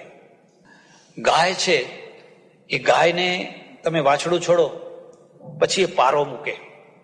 પેલી બેન દુવા બેઠી હોય પારો મૂકે, અને પારો મૂકે એટલે એવો પારો મૂકે કે તમારું પવાલી ભળીને દૂધ નીકળી આવે. પણ ક્યારે પારો મૂકે? જ્યારે એકદમ પ્રસન્ન થયું હોય ત્યારે. હવે જો એ પ્રસન્ન ના થયું હોય તો તમે એને મારો, ઝૂડો, ગમે તે કરો, પણ આંગળીમાંથી નીકળે કે આંચળમાંથી નીકળે દૂધ નીકળે. એમ ગુરુ છે, એ ગુરુ પણ જ્યારે પેલાના સંપૂર્ણ સમર્પણથી તુષ્ટ થાય એટલે પ્રત્યાર્પિત થઈ જાય. હવે મારી બધી વિદ્યા તારી, એટલે એ પ્રત્યાર્પણ છે. એમ કન્યા છે, એ કન્યા પણ એના પતિમાં સમર્પિત થાય. અને સમર્પણ છે, એની તપસ્યા જામે એટલે પેલો વર છે ને એ પ્રત્યાર્પિત થાય. પ્રત્યાર્પિત થાય એટલે તિજોરીની ચાવી આપી દે, બેંકની ચોપડીઓ આપી દે, ફલાણું આપી દે. એ પ્રત્યાર્પણ છે. એને ડગલે ને પગલે એને પૂછીને કામ કરે છે. પણ એ પ્રત્યાર્પણ કરાવતા પહેલા કન્યાએ સમર્પિત થવું જોઈએ. હવે જે સ્ત્રી, જે કન્યા સમર્પિત ન થઈ શકે, એ ગમે એટલી ભણેલી હોય, ગમે એટલી ડાઈ હોય, ગમે એટલી શાણી હોય, કદી એ દાંપત્યની સિદ્ધિ પ્રાપ્ત કરી શકે? કદી એ દાંપત્યની સિદ્ધિ પ્રાપ્ત ના કરી શકે. માનો કે તમારી પાસે એક બાલટી ભરીને, એક ગ્લાસ ભરીને પાણી છે, અને પાણીની અંદર તમે આટલી ખાંડ નાખી, પછી એને હલાવી. હવે પાણી કેવું થઈ ગયું? મીઠું થઈ ગયું. આ મીઠાશ ક્યાંથી આવી? પેલી ખાંડમાંથી. એવી રીતે એક ઘરમાં એક કન્યા આવે છે, અને કન્યા આવે છે પછી ખોળી મૂળીને એવી અંદર તદ્રુપ થઈ જાય છે, એક રૂપ થઈ જાય છે, આખા ઘરને મીઠું મધ બનાવી દે છે. એ મીઠાશ એ કન્યાની છે. આપણે એમ માનીએ છીએ કે ઘરને સુધારે છે કન્યા, પેઢીને સુધારે પુરુષ. કોઈ પુરુષ ઘરને ના સુધારી શકે. અને વંશને સુધારે એ કન્યા. માત્ર ઘર નહીં, વંશને પણ સુધારે. હવે માનો કે તમે બાલટીમાં પાણી છે અને એમાં ખાંડ પણ નાખી, એમાં હલાવ્યું પણ ખરું, પણ પાણી મીઠું થયું? કેમ પાણી મીઠું નથી થતું? ખૂબ હલાવ્યું પણ પાણી તો મીઠું થતું જ નથી. પછી ખબર પડી કે જે પ્લાસ્ટિકની બેગમાં ખાંડ લાવેલા, એ પ્લાસ્ટિક છોડ્યા વિના જ આપણે નાખી દીધું છે. એટલે ખાંડ તો અંદર છે, પણ ઉપર પ્લાસ્ટિકનું પડ પણ છે. એટલે પછી જલ્દી પછી પ્લાસ્ટિકનું પડ કાઢી અને પછી ખાંડ બરાબર હલાવી તો પાણી બધું મીઠું. તમે આ પ્લાસ્ટિકનો અર્થ સમજ્યા? કન્યા આવી પણ ઈગોનું પ્લાસ્ટિક લઈને આવી. સમજણ પડી? હું મોટા બાપની, હું મોટા ઘરની, હું આમ, હું તેમ. એ પ્લાસ્ટિક છે ને, એ પ્લાસ્ટિકનું કવર લઈને આવી. હવે આખી જિંદગી હલાવ કરો ને, એ પાણી મીઠું નથી થવાનું ને નથી જ થવાનું. એનો ઈગો ઓગળવો જોઈએ. અને જો એ ના ઓગળતો હોય તેને લગ્ન ના કરવા જોઈએ, એને કુમારા રહેવું જોઈએ. એક ડોક્ટરના ત્યાં જવાનું થયું, પંચમહાલમાં એક ગામ, અને એ ડોક્ટરના ત્યાં જ મારો ઉતારો. પછી જે બેને ડોક્ટર ને ભાઈએ ડોક્ટર, બંને ડોક્ટર. પછી બેન બહુ ભલી બાઈ, બહુ સારી બાઈ. મેં કહ્યું, બેન તમે સુખી તો છો ને? મને કે સર્વ સુખી, બધા કરતા હું સુખી છું. કોઈ વાર તમે આવા સુખી માણસોને જોજો. મહારાજ મને જરાય દુઃખ નથી. સારું કીધું, બહુ નસીબદાર કહેવાય. ના કે નસીબદાર નહીં, રવિશંકર મહારાજના આશીર્વાદ. રવિશંકર મહારાજના કે હાલ એ મારા બાપુ છે ને, એ કઈ સર્વોદયમાં કામ કરતા, અને રવિશંકર મહારાજ અવારનવાર અમારા ઘરમાં આવે જાય. એટલે જયારે મારા લગ્ન થયા ત્યારે હું રવિશંકર દાદાને પગે લાગવા ગઈ. એટલે દાદાએ કહ્યું કે જો બેટા, હું તો બ્રાહ્મણ છું, કઈ રૂપિયો બુપિયો તને આપવાનો, એ કોઈ પટેલ બટેલ હોય એના પાસે જા દે. થકજવામાં 11 આવે તો 11, ને જે આવે કઈ રિવાજ આ પટેલોને તો આપ્યા જ કરો ને લીધા જ કરો, બસ બીજી વાત. વેવાણો કરવા જાય તો આપવાના, આમે લેવા, કોઈ મરી જાય તો આપવાના, કોઈ જીવતા રહે તો આપવાના. જ્યારે જુઓ ત્યારે આપ આપ આપ ને લે. એટલે મોટા ભાગે બધા ભેગા થાય એટલે આપવા લેવાની ચર્ચા ચાલતી હોય કે તમારે માટલી કેવી માટલી આવી. માટલી એટલે ખબર છે ને, અંદર પેલો ધોળો ગુંદર પાક. હવે ખાય કોઈ નહીં પાછા, એ કોઈ ખાય બાય નહીં, એમને એમ પડ્યો ગંધી જાય, પણ ચર્ચા એની એ જ કરવાની. એટલે હું તો તને કશું આપીશ નહીં, પણ બેટા તારે મને આપવું પડશે. બોલ, છે આપવાની તૈયારી? તો કે ભલે દાદા, તમે માગો, તમારે જે જોઈએ એ મારાથી આપવા જેવું હશે તો હું આપીશ. અને રવિશંકર દાદાએ મારી પાસે માગ્યું કે જો ત્યાં લગ્ન કર્યા છે, તું પરણી છે, બીજાને સુખી કરવા માટે પરણી છે, જાતે સુખી થવા માટે પરણી, આટલું મને આપ. સુખી થવા નહીં, સુખી કરવા પરણી છું. તો મેં તો વચન, ભલે. અને એક સૂત્રે, એક આદેશે મારા આખા જીવનને બદલી નાખ્યું. રાત દિવસ યાદ, સુખી કરવા, સુખી થવા નહીં, સુખી કરવા. પછી સાસરામાં આવી એટલે આ સૂત્ર મારા મગજમાં ફર્યા કરે. ડોક્ટરને કેવી રોટલી ભાવે છે, કેવું શાક ભાવે છે, કેવી દાળ ભાવે છે, એની રુચિ શું છે, એને શું નથી ગમતું. મારા સાસુ, મારા ફલાણા, નોકર ચાકર, એ બધાને એકને હું સુખી કરું. પાછળનું વધ્યું ઘટ્યું હોય એ ખાઉં, પિક્ચર જોવા જવાનું હોય તો એ બધાને કહું તમે જાઓ, હું ઘર સાચવીને રહીશ, તમે જાઓ બધા. સુખી કરવા, સુખી કરવા, સુખી કરવા, સુખી થવા નહીં. મેં કહું પછી કે જોતામાં આખા ઘરની રાણી થઈ ગઈ. 6 મહિના થતા તો ડોક્ટરે બધી ચાવીઓ આપી દીધી. ઓહો, આને જરાય. એટલે એ બધા આગ્રહ કરીને મને, તું જમી કે નહીં, ચાલ જમી લે, મારી સાથે બેસીને જમી લે. હું કહું ના, તમે જમો પછી જમીશ. આખું ઘર મારી કાળજી રાખવા માંડ્યું. બધી ચાવીઓ મારે, આ બંગલો આજે મારા નામે છે, બેંકમાં બધા ખાતા મારા નામે છે, બધું મારા નામે. ડોક્ટર તો બિચારા ઓલિયા જેવા છે, એમણે પાસે પૈસો રાખ્યો. કેમ? શું કારણ છે? કારણ કે સમર્પિત. અને પછી થયું પ્રત્યાર્પિત. પેલો થયો પ્રત્યાર્પિત. એટલે બેયમાં એક વિશ્વાસ ઉભો થયો. અને એ વિશ્વાસ એટલો મક્કમ, બધું એને ઘરનું બધું સોંપી દીધું. આ દાંપત્યની સિદ્ધિ છે. હવે ઘરથી જ નક્કી કરીને આવી હોય, એની માએ શીખવાડ્યું હોય, જો બેટા પહેલા ચાવીઓ પડાવી લેજે, ઘરમાં જઈને પહેલી ચાવીઓ હાથમાં લઈ લેજે. એટલે પેલી ચાવીઓ પડાવવાના ફાંફા મારે એટલે પેલો ચાવીઓ સંતાડવા માંડે. કોઈ દિવસ એમાં ન સમર્પણ થાય, ન પ્રત્યાર્પણ થાય, ને કદી એને દાંપત્યની સિદ્ધિ થઈ શકે. એકવાર અમેરિકા જવાનું થયેલું. એક એરપોર્ટ ઉપર એક ઓળખીતું કપલ છે ને લેવા આવ્યું. પછી ગાડીમાં બેઠા. ગાડીમાં ચાલતા મને વાત કરી. મને કે બાપુ તમે આવવાના હતા ને, એટલે અમે આ નવી ગાડી લીધી. તમને બેસાડવા માટે પહેલી જ આ નવી ગાડી લઈને આવ્યા છે. એટલે આપણને પણ થોડુંક એમ લાગે કે આપણે પણ કંઈક છીએ, આપણા માટે લોકો નવી ગાડીઓ. પછી એ બેને મને વાત કરી કે જયારે હું આ ડીલર પાસે ગાડી લેવા ગઈ, એટલે ડીલરે કહ્યું કે કોના નામે આ ગાડી બુક કરવાની છે? તો કે મારા હસબન્ડના નામે. એ ડીલર મારા સામું જોઈ રહ્યો.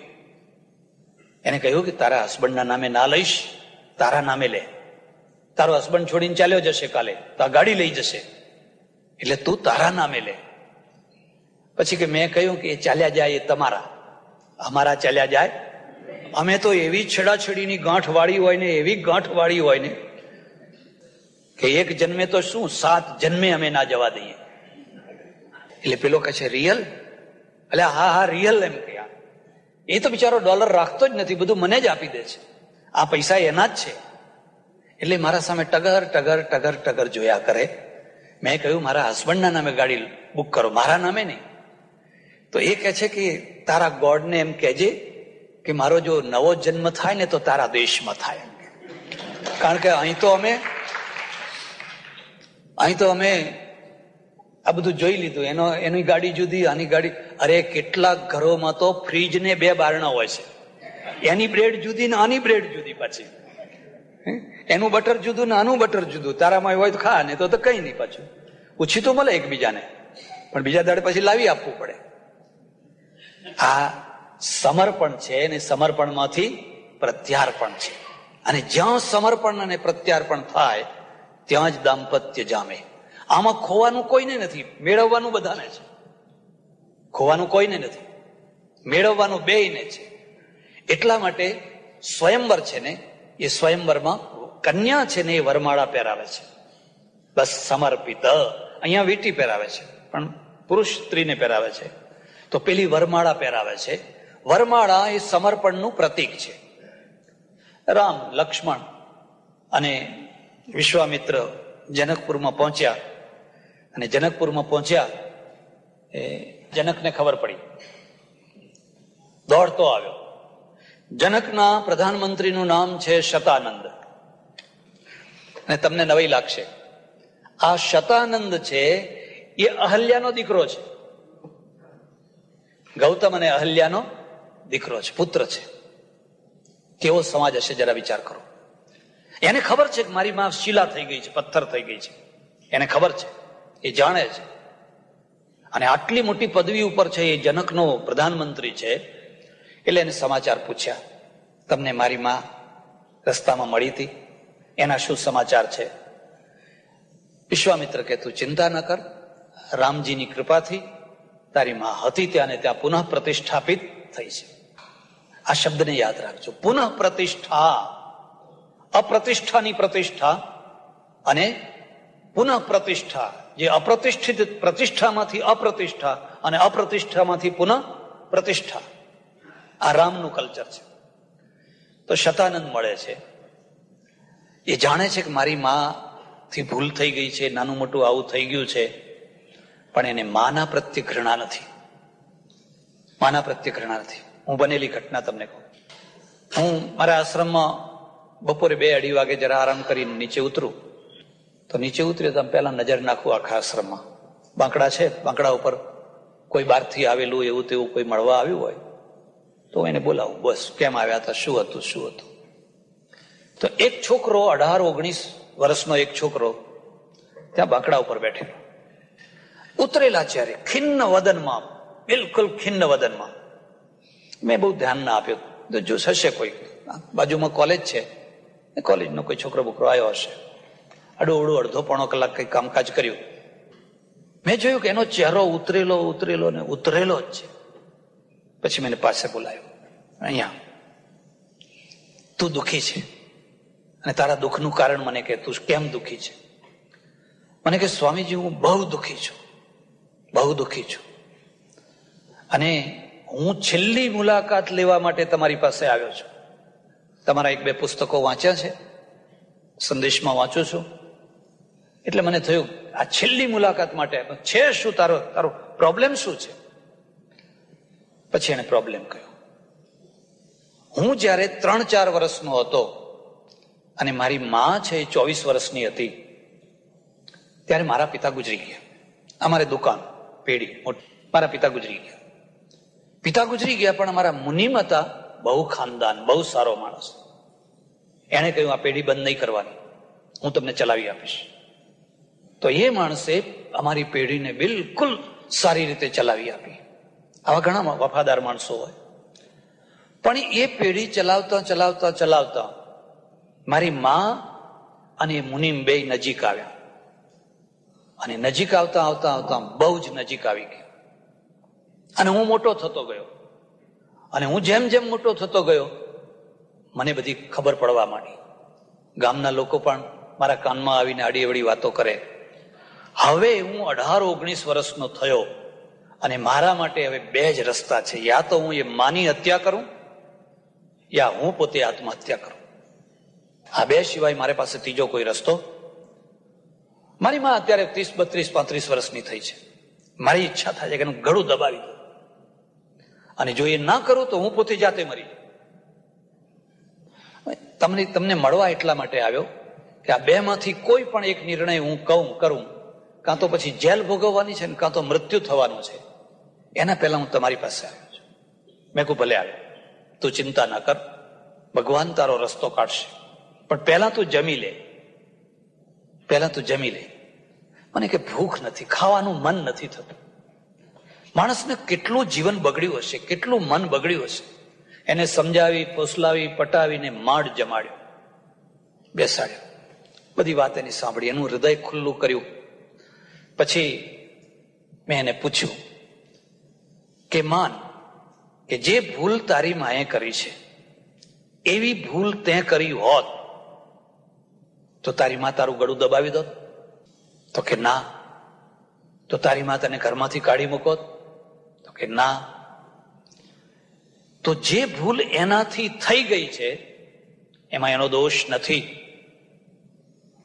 એમાં સમાજનો દોષ છે, સમાજ વ્યવસ્થાનો દોષ છે. 24 વર્ષની એક વિધવાને તમે આ જીવન કોઈ એક ખાસ પ્રકારના ઘરેડમાં રાખવા માંગો તો એ રહી ન શકે. કોઈ અપવાદ હોય, વાત જુદી છે, તો એ રહી ન શકે. બીજી તરફ 65 વર્ષનો પુરુષ પણ ચોથી વાર, પાંચમી વાર પરણવા માટે ફાંફા મારતો હોય. આ બીજો વાત છે. પેલું 24 વર્ષની હોય તો એના માટે નહીં.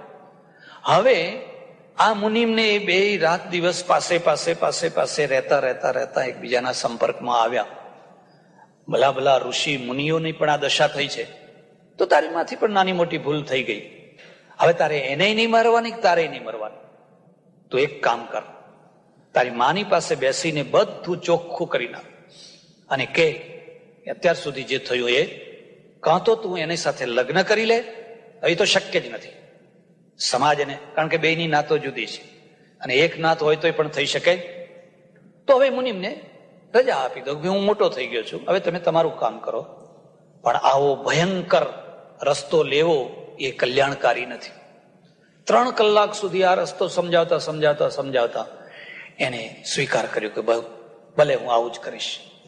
અરે દીકરાથી ભૂલ થાય તો કોઈ વાર માથી પણ ભૂલ થાય, ભાઈથી ભૂલ થાય તો કોઈ વાર બહેનથી થાય, બાપથી ભૂલ થાય તો કોઈ વાર દીકરીથી પણ ભૂલ થાય.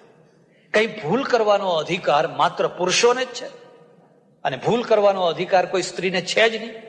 અને પુરુષો ગમે એટલી ભૂલો કરે તો એના કોઈ પરિણામ નહીં, અને સ્ત્રી જો નાની સરખી ભૂલ કરે તો એને મારી નાખવાનું. મૂલ્યો બદલાય. અને એ છોકરો તૈયાર થઈ અને હવે હું આવું નહીં કરું. શતાનંદની પણ આ જ સ્થિતિ છે.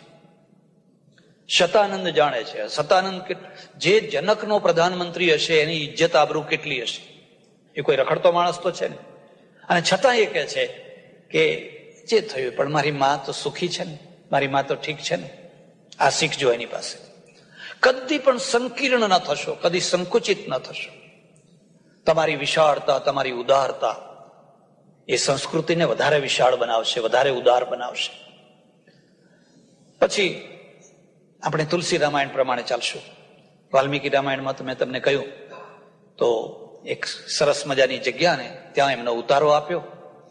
સાંજ પડી છે એટલે વિશ્વામિત્રના પગ દબાવે છે રામ અને લક્ષ્મણ.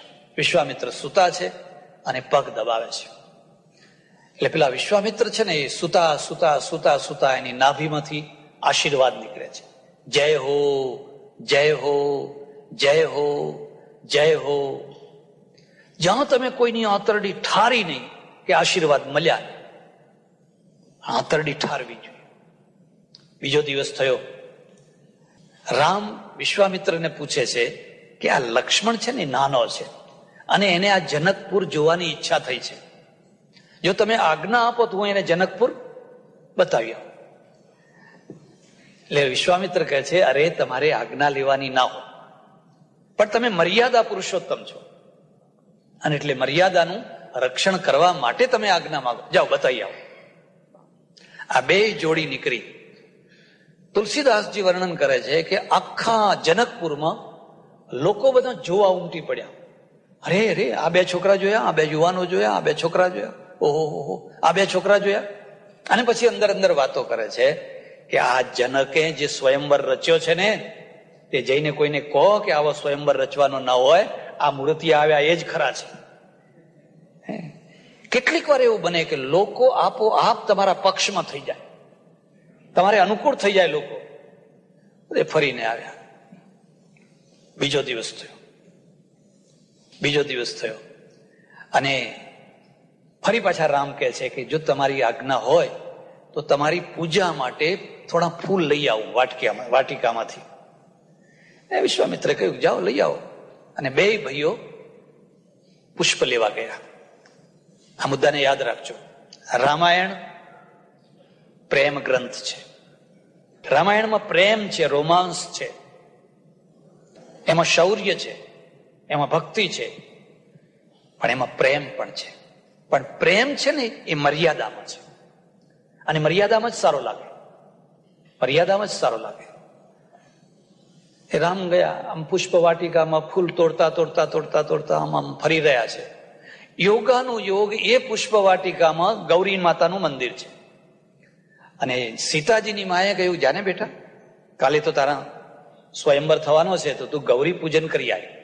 એટલે સખીઓને સાથે લઈ હાથમાં પુષ્પ થાળ લઈ અને સીતાજી ગૌરી પૂજન કરવા નીકળ્યા છે. અને એક એવો મોડ આવ્યો, એવો વળાંક આવ્યો કે આ બાજુથી રામ નીકળ્યા અને આ બાજુથી સીતાજી નીકળ્યા, અને બેયની આંખો મળી. ઓહો હો હો હો હો, જાણે જન્મ જન્મ જન્મ જન્મ જન્મ જન્મના કોઈ જૂનામાં જૂનો કોઈ ઓળખીતો માણસ મળ્યો હોય, કોઈ ખોવાઈ ગયેલો માણસ મળ્યો હોય, કોઈ પરિચિત માણસ મળ્યો હોય. તુલસીદાસ કહે છે કે બંને સ્તબ્ધ થઈ ગયા. ના રામની આંખ નીચી થઈ, ના સીતાજીની આંખ નીચી થઈ. એકબીજાને બે જોતા જ રહી ગયા.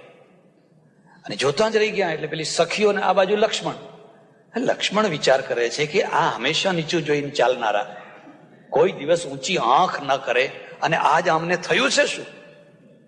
પેલી સખીઓ વિચાર કરે છે કે આ અમારી સીતા કદી કોઈ પુરુષ સામે આંખ ના ઉપાડે ને આજ તો આ જોતી જ રહી ગઈ. પછી એને ધક્કો મારી અને ભાનમાં લાવી, અને પછી પણ બંનેની અંદર આ પહેલું બીજ રોપી. અને ત્યાં તરત જ રામે એના માટે લક્ષ્મણને પૂછ્યું છે, લક્ષ્મણ આજ મને શું થયું? હું એ વંશમાં જન્મ્યો છું, રઘુવંશી ન કર સહજ સ્વભાવ, ઈમી કુપંથ પગ દેત ન કાવ, નારી નયન સર જાહુ ન લાગા. અમે એ વંશમાં જન્મ્યા છીએ, અમે એ પરંપરામાં જન્મ્યા છીએ કે અમે ઊંચી આંખ કરીને કદી કોઈની સામે જોયું? તો અમે જોયું કેમ? આજ મારાથી આ થઈ શું ગયું? કાલિદાસે એનું બહુ સુંદર સમાધાન કર્યું છે, બહુ સુંદર સમાધાન કર્યું છે. કણવના આશ્રમમાં જયારે દુષ્યંત જાય છે અને શકુંતલાને જુએ છે, અને એની જમણી ભુજા ફરકવા લાગે છે, એટલે કહે છે અરે અરે અરે, આમ આજ મને આ શું થઈ રહ્યું છે? એ કાલિદાસ એનું સમાધાન કરે. સતામ હિ સંદેહ પદેશુ વસ્તુસુ પ્રમાણમંતઃકરણ પ્રવૃત્તયા.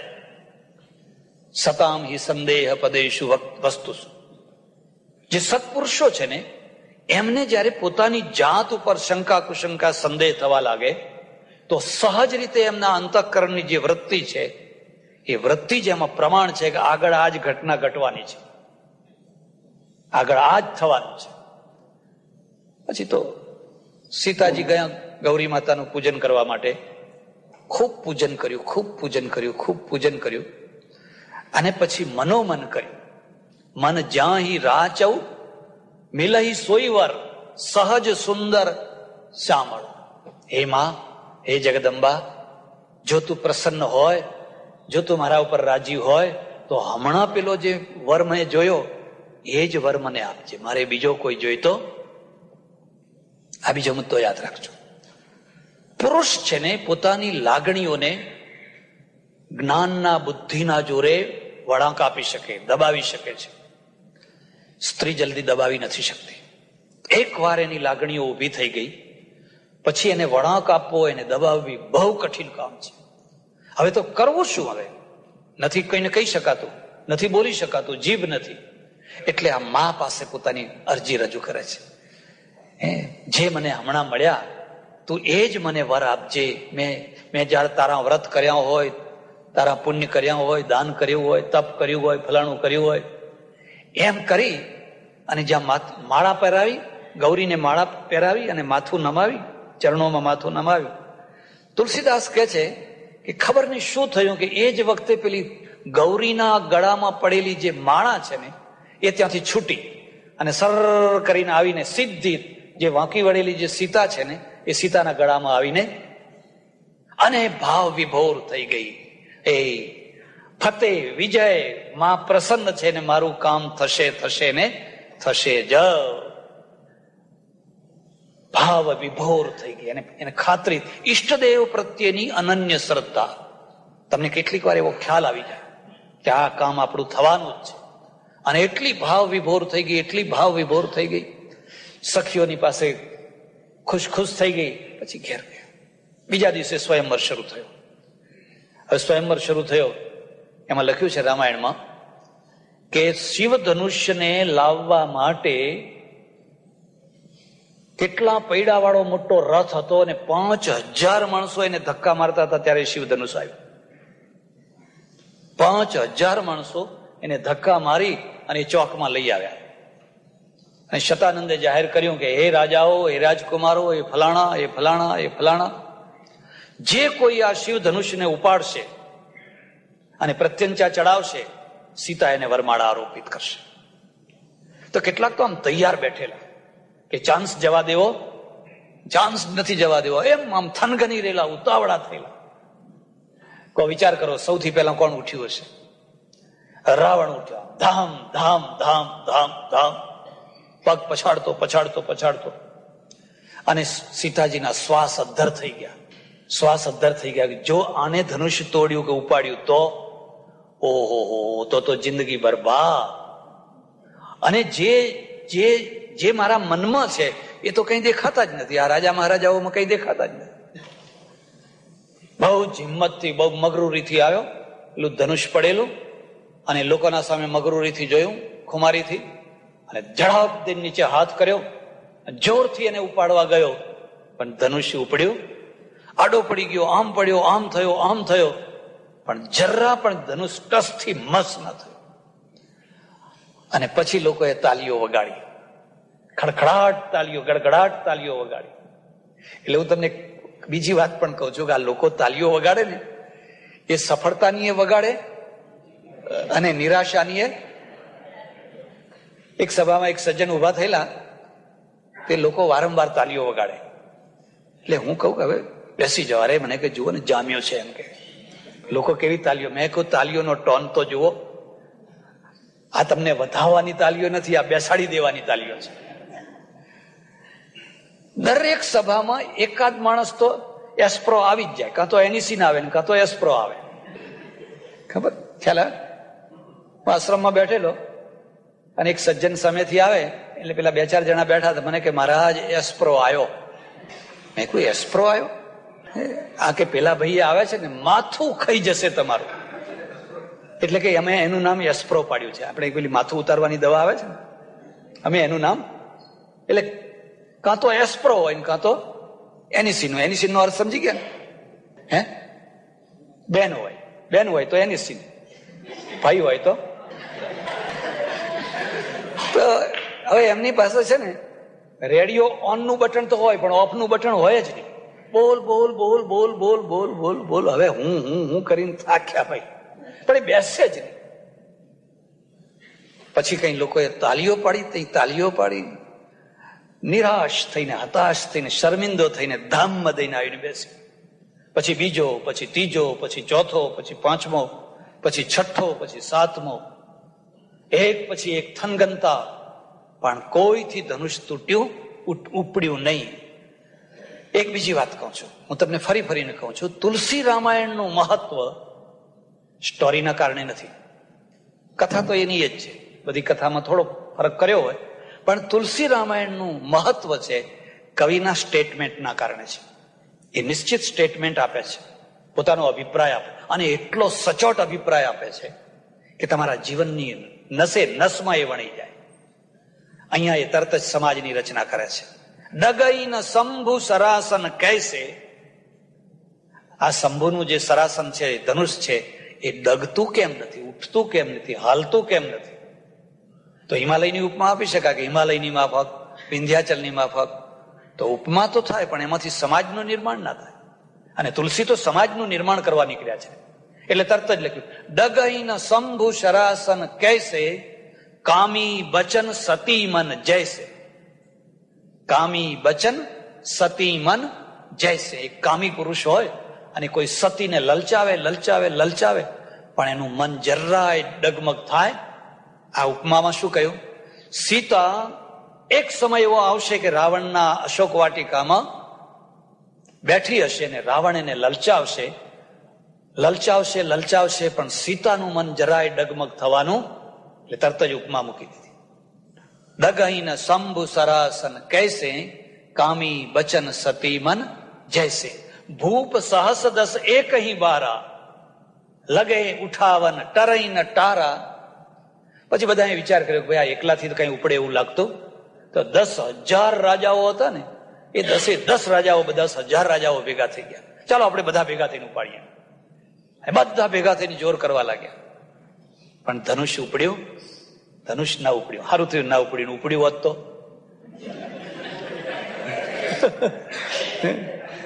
એટલે દ્રૌપદીને તો 5 જ પતિ.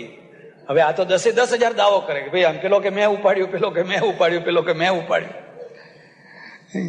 ભૂપ સહસ દસ એક હી બારા. પણ એ ધનુષ જરાય ડગમગ થયો અને પછી જનક નિરાશ થઈ ગયા. બસ મને ખબર છે કે હવે કોઈ ધનુષ ઉપર 10,000 માણસો જ્યાં સફળ નથી થયા ત્યાં ધનુષ ક્યાં ઉપડવાનું હતું. અને નિરાશ થઈને, હતાશ થઈને ગમે એમ બોલવા લાગ્યા. અમારે ત્યાં નીતિમાં એવું લખેલું છે, ચાણક્ય નીતિમાં, કોઈ ક્રોધના આવેશમાં, કોઈ હતાશાના આવેશમાં, કોઈ શોકના આવેશમાં, કોઈ મોહના આવેશમાં કઈ બોલે એની કોઈ માઠી અસર ના લગાડવી. એ તો એ આવેશમાં બોલે છે, એ તો આવેગ છે ને આવેગમાં બોલે છે. એટલે એને ગાંઠે ના વાળી લેવું. તું આવું બોલ્યો તો ને, અરે એ નતો બોલ્યો, એનો ક્રોધ બોલ્યો હતો. એ નતો બોલ્યો, એનો આવેગ બોલ્યો હતો. પછી આવેગ ઉતરી જાય એટલે એને અરે રે મારાથી આવું બોલાઈ ગયું, અરે રે મારાથી આવું બોલાઈ ગયું. એટલે કદી પણ આવા આવેશમાં, આવેગમાં, આક્રોશમાં કોઈનાથી કંઈ બોલી ગયા હોય એનો ડંખ નહીં રાખવો. અને જો તમે એનો ડંખ રાખો તો તમે કોઈની સાથે સ્થાયી સંબંધો ના બાંધી શકો. તમારા સંબંધો હંમેશા તૂટ્યા કરવાના. અને જેના સંબંધો હંમેશા તૂટ્યા કરે ને એ માણસ કદી સુખી ના થઈ શકે. એ મિત્ર વિનાનો થઈ જાય, એકલો અટુલો પાછલી જિંદગીમાં કોઈ એની નજીક ના બેસે. એટલે એને ડંખ નહીં રાખે. ભલે બોલવા દો. અત્યારે આવેગમાં, હવે દારૂડિયો માણસ બકબક કરતો હોય ત્યાં તો દારૂ પીધેલા કરતા ભૂંડી દશા છે. અને જનક છે ને, એ જનક જેમ તેમ બોલા, હે મને ખબર પડી કે દુનિયામાં કોઈ ક્ષત્રિય રહ્યા, આ પરશુરામે બધા ક્ષત્રિયોનો નાશ કર્યો અને મેં ભૂલ કરી કે મેં આ સીતાજીનો સ્વયંવર કર્યો. જો આવી ખબર હોત તો મેં કદી આ સીતાજીનો સ્વયંવર કર્યો ના હોત. એટલે આ બધા બાયલા ભેગા થયા છે, કાયરો ભેગા થયા છે, નક્કામાં માણસો ભેગા થયા છે. જાઓ તમે પોતપોતાના ઘેર જતા રહો, મારી દીકરી આખી જિંદગી કુંવારી રહેશે, આખી જિંદગી મારી દીકરી કુંવારી રહેશે. બહુ જ બોલવા લાગ્યા. હવે દૂર વિશ્વામિત્ર, રામ અને લક્ષ્મણ દૂર ઉભા છે. એટલે પેલો લક્ષ્મણ છે ને, લક્ષ્મણ બહુ જલ્દી ગરમ થઈ જાય છે. એટલે આવું હોવું જોઈએ. એક ગાંધીજી હોય તો એક સરદાર પટેલ હોય, બધા ગાંધી ભેગી થાય ને, બધા ગાંધી ભેગા થાય તો રાજ ના ચાલે. એક એવો જોઈએ. લક્ષ્મણ છે ને એનાથી સહન ન થયું અને એના હોઠ ફફડવા લાગ્યા. એણે કહ્યું, રામ મોટા ભાઈ તમે આ સાંભળો છો, આ જનક શું બોલે છે? શું આપણે મરી ગયા છીએ? આપણે જીવતા છીએ ને આવું બોલે છે? અરે તમે મને આજ્ઞા કરો તો આ ધનુષ તો શું કંદુક ઇવ બ્રહ્માંડ ઉઠાવ. એક દડાની માફક આ બ્રહ્માંડને લે સત જોજન ધાવ, પાછા 100 જોજન સુધી દોડી જાઓ. એટલે રામ શું કહે છે? ભાઈ ધીરજ રાખ, ધીરજ રાખ, ધીરજ રાખ, શાંતિ રાખ, શાંતિ રાખ. આપણા ગુરુ સાથે છે, આપણા વડીલ સાથે છે. જ્યાં સુધી વડીલ સાથે હોય ત્યાં સુધી નિર્ણય કરવાનો આપણને અધિકાર, આ મર્યાદા છે. આ શૌર્યની સાથે ધૈર્ય છે, પરાક્રમની સાથે ધૈર્ય છે.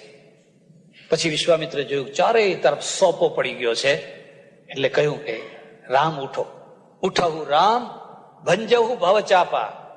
ઉઠો, જાઓ બેટા, અને હવે આ શિવ ધનુષને તમે તોડો. કારણ કે આ જનક દુખી છે, સીતા દુખી છે, આખી સભા દુખી છે. માટે તમે ઉઠો અને જલ્દીથી જઈ અને આ શિવ ધનુષને તમે તોડો. રામ કે આજે નહીં તોડું, કાલે વાત. હવે આજે હમણાં ધનુષને ત્યાં જ રહેવા દો. કૃષ્ણ કનૈયા. 10 મિનિટ વધારે થઈ છે. સદગુરુદેવ. નમઃ પાર્વતી પતે. હર હર મહાદેવ. હર